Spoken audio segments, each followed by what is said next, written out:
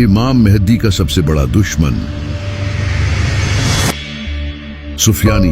मैं खुफिया सफीर हूँ, सारी दुनिया के बादशाह था, जो इमाम मेहदी के ज़ुहूर से पहले शाम में कत्ले आम मचाएगा।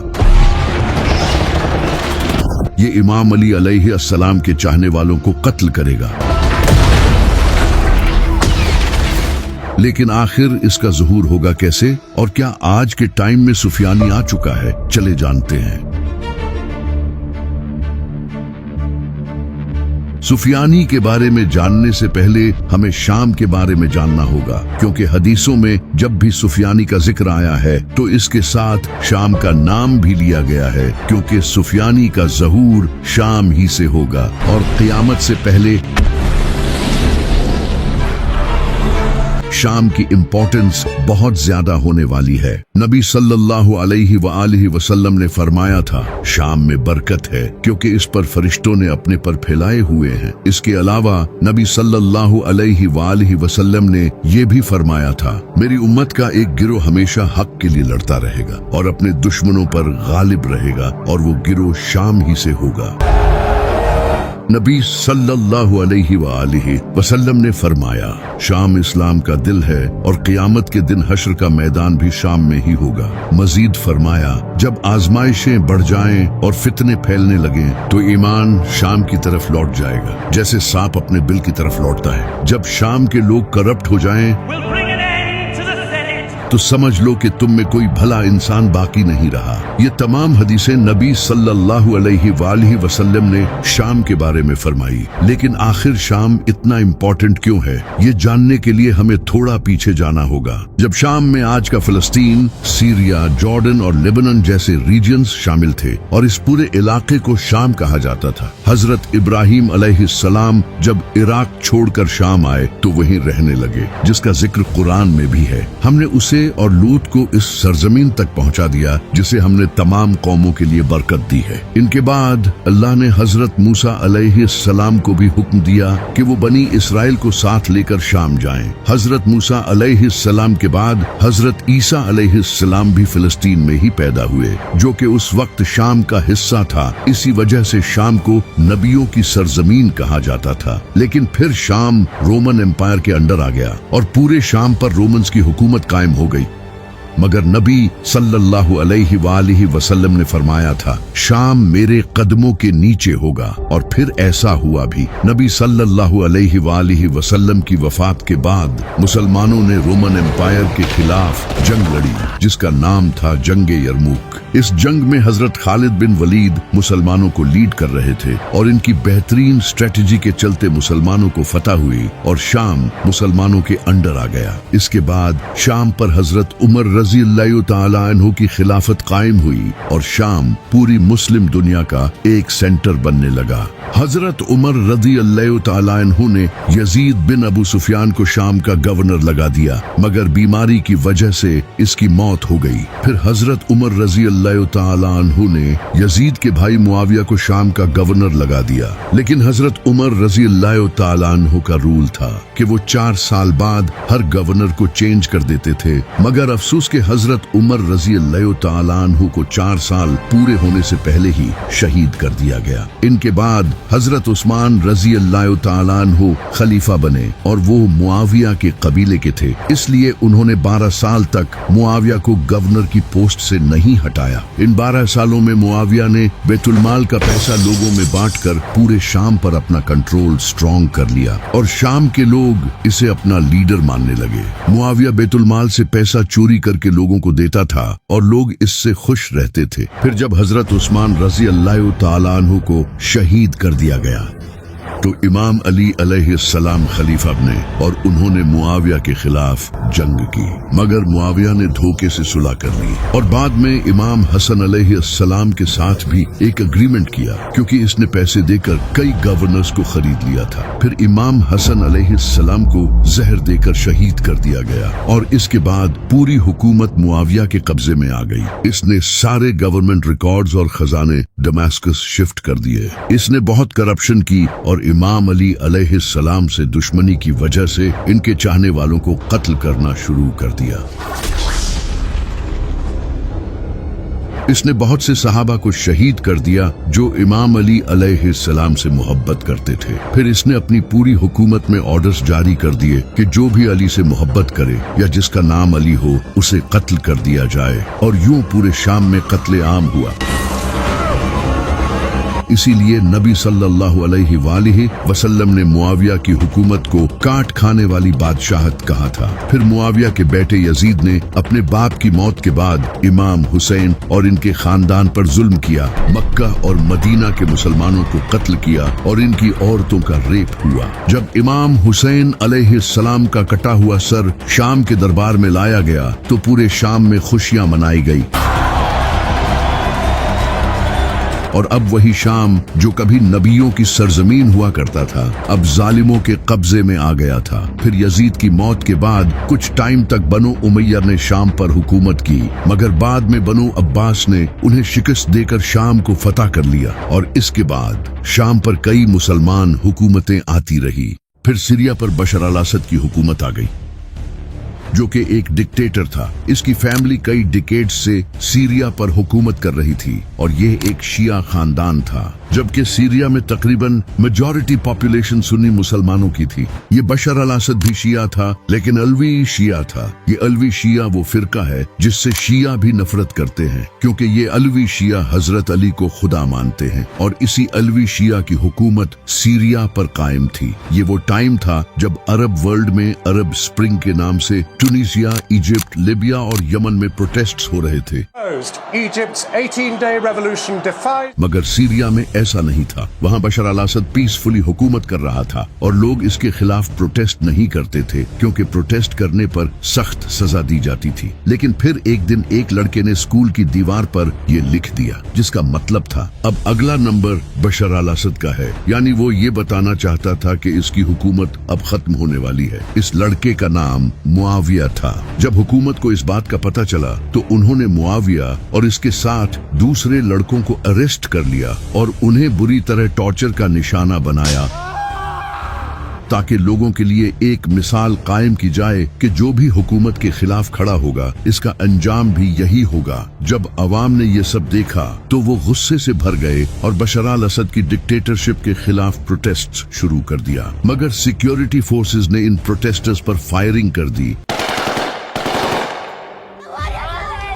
By August 2013, losing ground, Assad used chemical weapons against rebel-held suburbs of Damascus. जिससे कई लोग मारे गए, लेकिन इससे प्रोटेस्ट्स मजीद बढ़ गए और देखते ही देखते पूरे सीरिया में प्रोटेस्ट फैल गए। अब सीरिया के आम लोगों ने खुद एक फौज बना ली जिसका नाम रखा गया फ्री सीरियन आर्मी। ये फौज बशर अल असद की सिक्योरिटी फोर्सेस के खिलाफ लड़ने लगी और यूं सीरिया में सिविल वार शुरू हो गई। For some Syrians, especially minorities, it seemed like a choice between Assad and the jihadist killers of Islamic State. जब ये खबर दुनिया भर में फैली तो हर कंट्री ने अपने इंटरेस्ट के लिए इसमें इंटरफियर करना शुरू कर दिया। ईरान और रशिया बशर अल असद के साथ खड़े हो गए, क्योंकि ईरान चाहता था कि सीरिया में शिया हुकूमत कायम रहे, इसलिए ईरान ने इसको सपोर्ट किया। जबकि सऊदी अरब, कतर और टर्की इन रेबल्स को सपोर्ट कर रहे थे, क्योंकि वो चाहते थे कि सीरिया से शिया हुकूमत खत्म हो और वहाँ सुन्नी हुकूमत कायम हो। अब जाहिर है कि अमेरिका कैसे पीछे रह सकता था। अमेरिका ने सीरिया पर कंट्रोल हासिल करने का ये मौका देखा। अमेरिका चाहता था कि बशर अल असद की हुकूमत गिर जाए और वहाँ अपना कोई लीडर बिठाया जाए। इसी वजह से CIA ने रेबल्स को वेपन्स देना शुरू कर दिया और उन्हें बशर अल असद के खिलाफ प्रॉपर सपोर्ट दी।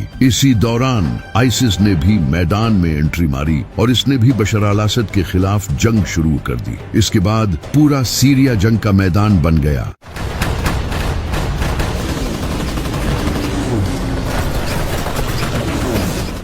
लाखों लोग मारे गए, गुर्बत और भूख फैल गई और पूरा कंट्री तबाह हो गया। अमेरिका और इजराइल ने सीरिया पर एयर स्ट्राइक्स की और सीरिया की इकोनॉमी तबाह कर दी। लेकिन आखिरकार रिबल्स ने सीरिया पर कब्जा कर लिया और बशर अल असद रसिया भाग गया। इसके बाद अबू मोहम्मद अल जुलानी सीरिया का अगला प्रेसिडेंट बन गया, जिसे अमेरिका ने प्रेसिडेंट बनाया था। ये वही शख्स था जिसके सर पर अमेरिका ने इनाम रखा हुआ था, क्योंकि वो अल कायदा का मेंबर रह चुका था। लेकिन ये सीरिया का प्रेसिडेंट कैसे बन गया? ऑब्वियसली क्योंकि जोलानी अमेरिका का पपेट बनकर हुकूमत करेगा, और ऐसा ही हुआ। आज तक जोलानी अमेरिका और इजराइल का पपेट है, और इसी जोलानी के बारे में कई मुसलमान दावा करते हैं कि यही सुफियानी है। मगर क्या ये सच है? इसके लिए हमें हदीसों की किताबें खोलनी पड़ेंगी। इमाम जाफर सादिक अलैहिस्सलाम ने फरमाया था, सुफियानी की शक्ल और करतूत अपने बाप और दादा की तरह होगी,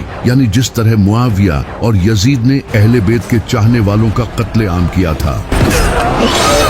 इन्हीं बाप बेटे की नस्ल से एक इंसान निकलेगा जो अपने बाप दादा की तरह ये जुल्म करेगा, जो कि सुफियानी होगा, और वो भी अहले बैत के चाहने वालों को कत्ल करेगा। इसका चेहरा लाल और जानोर जैसा होगा, इस पर एक निशान होगा, इसकी नीली आंखें होंगी, जबकि उसका दिल लोहे की तरह सख्त होगा, और वो बच्चों और औरतों तक को नहीं छोड़ेगा। वो इस उम्मत का फिरौन होगा, जो कि मोमिन के लिए एक आजमाइश होगा। सुफियानी का जुल्म उससे पहले के सारे जालिमों से बड़ा होगा। उसका दिल अहले बैत की नफरत से भरा होगा। वो हर उस इंसान को मार देगा जो अहले बैत के रास्ते पर चलेगा। वो शियों के सिर की कीमत लगाएगा। वो दिखने में एक इबादत गुजार इंसान होगा, लेकिन अंदर से मुनाफिक होगा, और वो शाम के एक महल में ओपनली लोगों के सामने एक औरत के साथ जमा करेगा। इमाम अली अलैहिस्सलाम ने फरमाया, सुफियानी के दिल में हमारे चाहने वालों से नफरत भरी होगी। इसकी हुकूमत खून और आग की होगी। अब इन सब में से एक भी हदीस जोलानी पर अभी तक तो फिट नहीं होती, सिवाय एक के वो वेस्टर्न पावर्स का पपेट है। कुछ स्कॉलर्स का ये भी कहना है कि सुफियानी एक सिस्टम होगा। जैसा कि सुफियानी अहले बैत के चाहने वालों से नफरत करेगा और इन्हें कत्ल करेगा, तो यही वो सिस्टम होगा। अगर देखा जाए तो ये सिस्टम आज भी एग्जिस्ट करता है।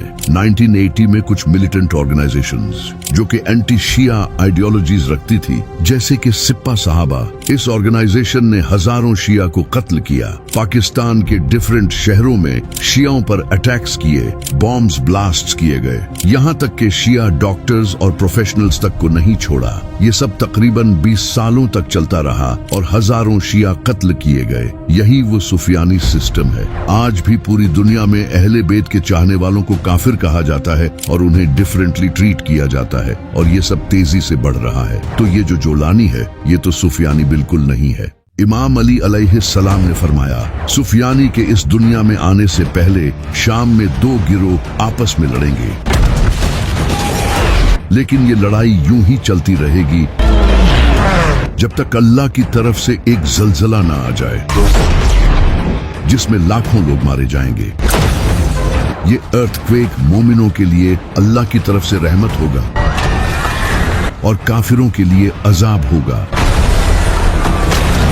यानी आज के शाम के इलाके जैसे सीरिया, लबनान, जॉर्डन और फिलिस्तीन में 2 गिरोह एक दूसरे से हुकूमत के लिए लड़ेंगे,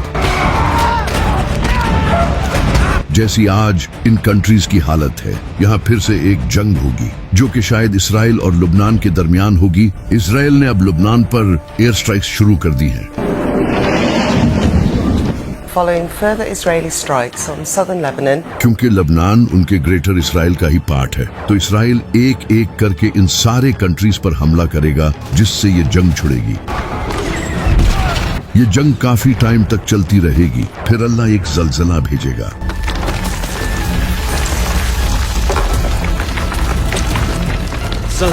जिससे काफिर मर जाएंगे और उससे मोमिनों की मदद होगी। आप ये जानकर हैरान हो जाएंगे कि कई सिस्मोलॉजिस्ट्स ने ऑलरेडी वार्न कर दिया है कि इस रीजन में एक बड़ा अर्थक्वेक आ सकता है, क्योंकि दमास्कस, अलेपो और होम्स जैसे रीजन्स जमीन की डेड सी ट्रांसफॉर्म फॉल्ट पर लाई करते हैं, जो कि जमीन की मोस्ट एक्टिव टेक्टोनिक प्लेट्स हैं, जिससे फ्यूचर में एक बड़ा अर्थक्वेक आ सकता है। पहले भी दमास्कस में एक बड़ा अर्थक्वेक आया था, जिससे काफी तबाही हुई थी। ये अर्थक्वेक भी इसी जैसा होगा। इसी अर्थक्वेक से अल्लाह मोमिनों की उस जंग में मदद करेगा। इमाम अली अलैहिस्सलाम ने फरमाया, इस अर्थक्वेक के बाद तुम लोग ग्रे कलर के घोड़ों पर सवार लोगों को देखोगे, जिनके पास पीले झंडे होंगे। ये मगरिब से आएंगे और सीधा शाम में जाकर रुक जाएंगे, जिसके बाद कत्ले आम होगा।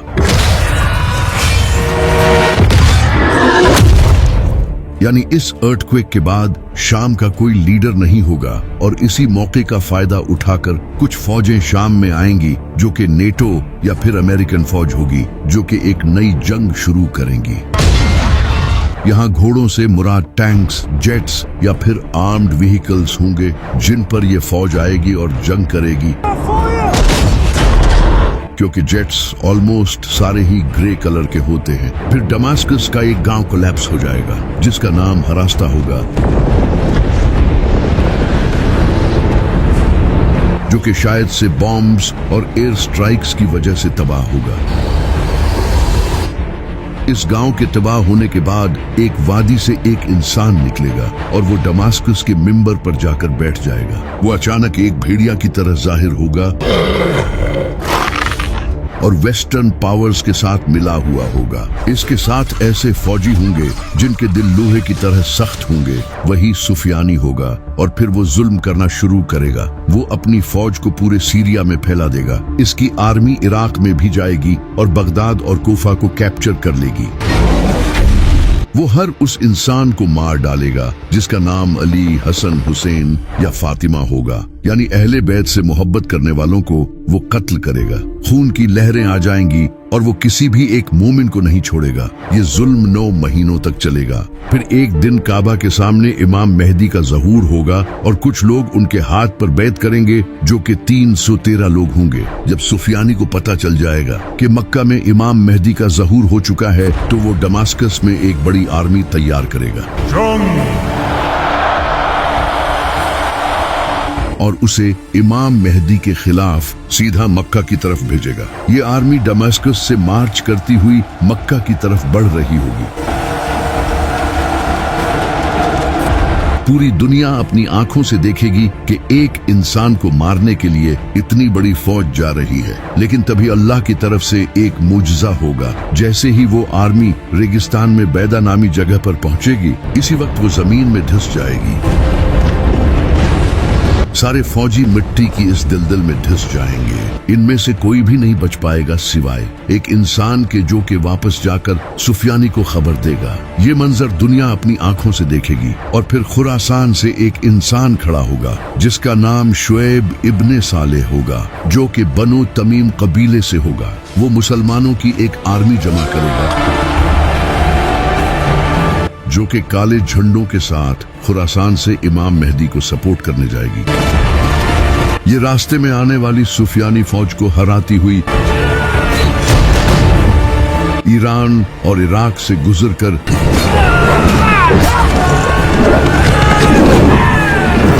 सीधा जेरूसलम जाएगी और वहां अपना झंडा गाड़ देगी। इसके बाद वो कूफा पहुंचेगी और कूफा को अपना बेस बना लेगी। फिर इमाम मेहदी कूफा जाएंगे तो वो आर्मी इमाम मेहदी को अपना लीडर मान लेगी और ये कूफा इमाम मेहदी का बेस बन जाएगा। वही शहर जहां एक टाइम पर इमाम अली अलैहिस्सलाम का बेस था। जबकि दूसरी तरफ सुफियानी दमास्कस में बैठा होगा और उसे पता चल जाएगा कि इराक इसके हाथ से निकल चुका है, मगर सीरिया अभी भी सुफियानी के अंडर होगा, बिल्कुल इसी तरह जैसे इसके दादा मुआविया का कैपिटल था। एक तरफ इमाम मेहदी होंगे जो कि इमाम अली अलैहिस्सलाम की नस्ल से होंगे और उनका बेस भी इमाम अली अलैहिस्सलाम की तरह कूफा ही होगा, जबकि दूसरी तरफ मुआविया की नस्ल से सुफियानी होगा जिसका बेस मुआविया की तरह सीरिया होगा। एग्जैक्टली जंगे सफीन की तरह सुफियानी गुस्से में आकर एक बड़ी फौज तैयार करेगा।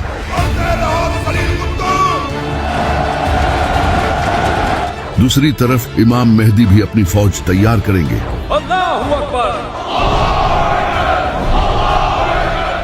इस वक्त तक सीरिया या इराक तबाह हो चुके होंगे। इमाम मेहदी अपनी फौज लेकर दमास्कस जाएंगे जहां सुफियानी होगा।